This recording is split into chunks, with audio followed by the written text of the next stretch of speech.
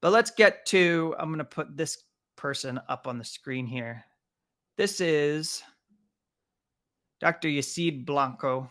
He's now living in exile in the United States. He's received death threats in Colombia.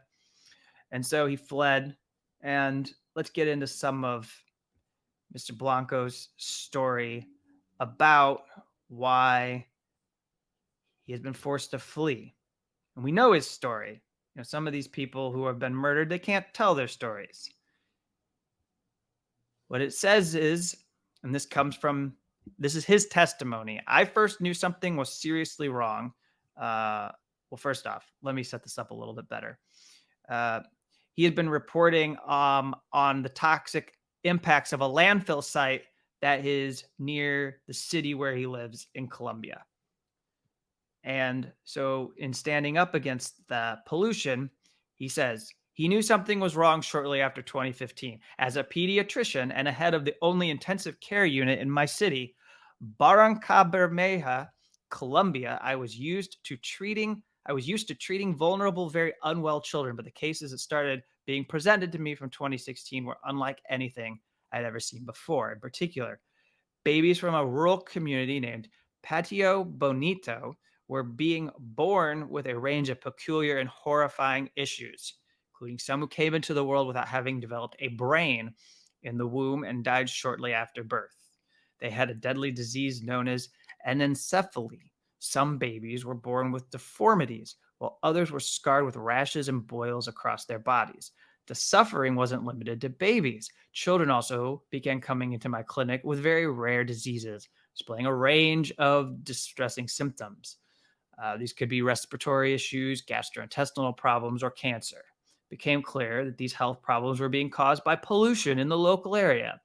He speaks about birth defects, DNA damage that was observed, and this coincided with the construction of an enormous landfill site near Patio Bonito in the middle of protected wetlands that were operating that began operating in January 2015. There's no other explanation for it. Now his area had become a human sacrifice zone. So these scars, the impact of this landfill, he dives into it. He had always knew that there would become this kind of living nightmare, and he spoke out about it.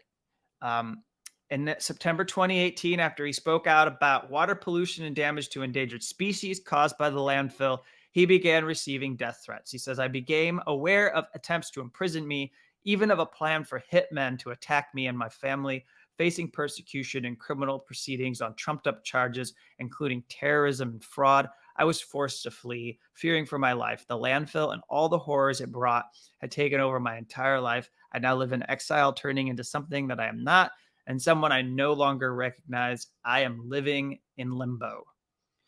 It's hard to describe the pain of being forced to leave everything and everyone behind. What makes it harder is knowing that the landfill site is still there, causing catastrophic harm to its neighbors and the environment. It's both incredibly frustrating and heartbreaking to see so much suffering in the community and knowing that the cause is entirely preventable. But I know that the pain and frustration is not mine alone, or I don't feel it alone. The people of Patio Bonito have also endured this hardship and this rage for more than 8 years. They're emotionally exhausted. They have seen that nobody has stood up to address their health concerns. They're living in limbo as well, waiting for someone to take responsibility, but no one has come. They have little choice but to leave if they can. So that is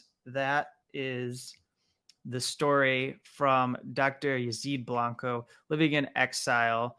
And I take a moment to cover all of this, and also to note the impunity as I wrap that let's just take, for example, Colombia and Mexico. There in Colombia, they report says that about 5% of people have had anything close to like justice or an acknowledgement of the fact that this violence was, I guess, criminal, and there should be something done to hold people accountable who carried out this violence.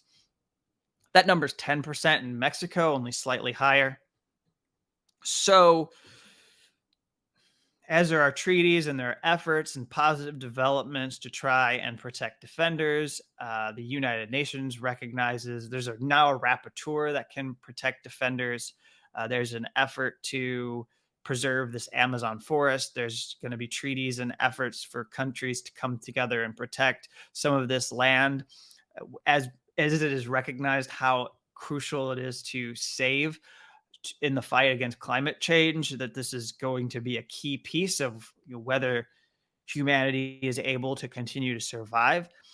And central to that, I think, is going to be recognizing that these people have to be honored, have to be defended and protected.